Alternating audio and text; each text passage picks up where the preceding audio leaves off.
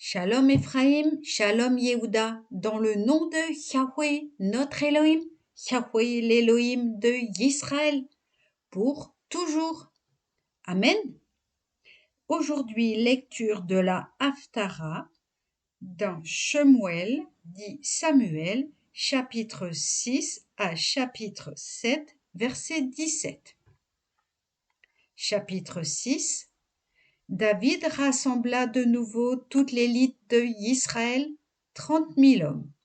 Et, suivi de tout ce peuple, il se mit en marche du côté de Baalé Yehuda, pour en faire venir l'arche de Yahweh, à laquelle est imposé le nom même de Yahweh Sébaoth, qui siège sur les chérubins. On plaça l'arche de Yahweh sur un chariot neuf, et on la transporta hors de la maison d'Abinadav, située sur la colline. Uza et Aïo, fils d'Abinadav, conduisaient ce chariot neuf.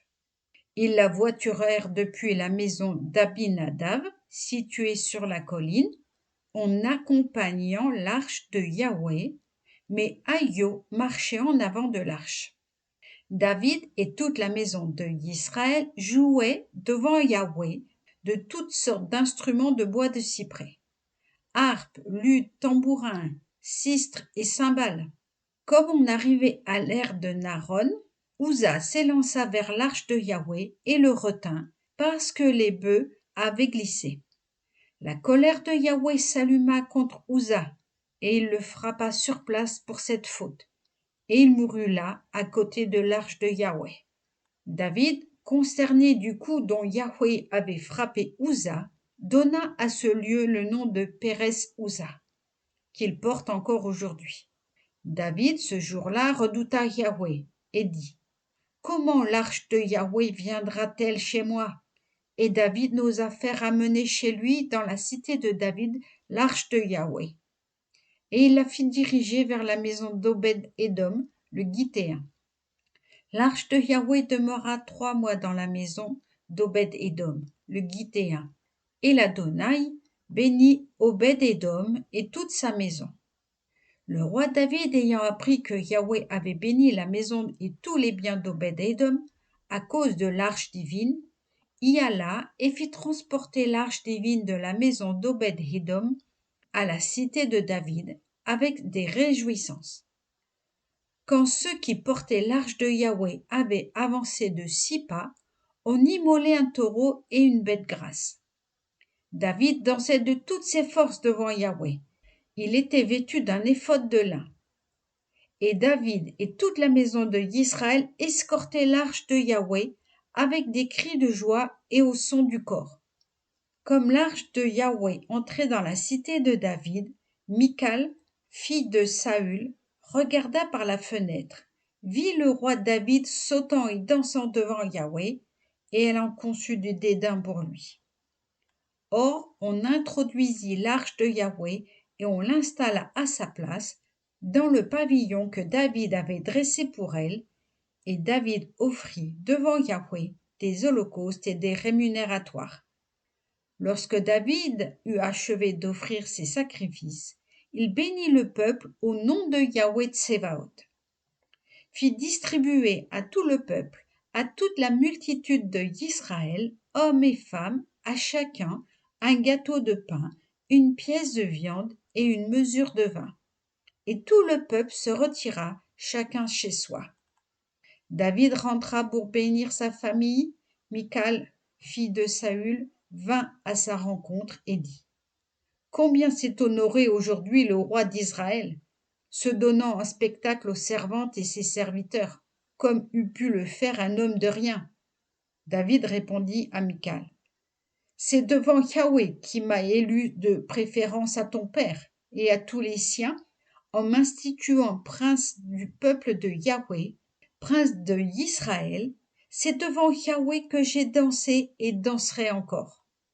Et volontiers je m'humilierai davantage et me ferai petit à mes propres yeux pour ces servantes dont tu parles. C'est auprès d'elles que je me glorifierai. » Michal, fille de Saül, n'eut pas d'enfant jusqu'au jour de sa mort. Chapitre 7. Or, comme le roi vivait tranquille en sa demeure, et que, par la protection divine, tous ses ennemis d'alentour le laissaient en paix, il dit à Nathan le prophète: Voici, vois, j'habite un palais de cèdre, et l'arche de Yahweh est logée sous une tente. Nathan répondit au roi: Tout ce qui est dans ta pensée, va, exécute-le, car Yahweh est avec toi. Cependant, cette nuit même, la parole de Yahweh s'adressa à Nathan. Va dire à mon serviteur, à David, ainsi a parlé Yahweh, quoi, tu veux m'ériger un temple pour ma résidence? Pourtant, je n'ai point demeuré dans un temple depuis le jour où je tirai de l'Égypte les enfants d'Israël, jusqu'à ce jour, mais j'ai voyagé sous une tente dans un pavillon. Tout le temps que j'ai marché au milieu des béné Israël, ai-je dit à un seul homme entre les tribus de Israël, à ceux que j'ai donnés pour pasteurs à mon peuple Israël, ai-je dit, pourquoi ne me bâtissez-vous pas une maison de cèdre? Donc parle de la sorte à mon serviteur David. Ainsi a parlé Yahweh Tsevaot. Je t'ai tiré du bercail où tu gardais les brebis pour t'établir chef de mon peuple Israël. Je t'ai assisté dans toutes tes voies. J'ai détruit devant toi tous tes ennemis, et je t'ai fait un grand nom égal au plus grand nom de la terre. J'ai assigné à mon peuple Israël une résidence où je l'ai implanté, et où il se maintiendra et ne sera plus inquiété, et des gens pervers ne le molesteront plus comme précédemment. Depuis l'époque où j'ai préposé des juges à mon peuple d'Israël, je n'ai accordé qu'à toi la sécurité à l'égard de tous tes ennemis. Yahweh t'a annoncé par là que lui-même veut t'ériger une maison. Quand tes jours seront accomplis et que tu reposeras auprès de tes pères, j'établirai à ta place ta progéniture, celui qui doit naître de toi, et j'affirmerai son empire.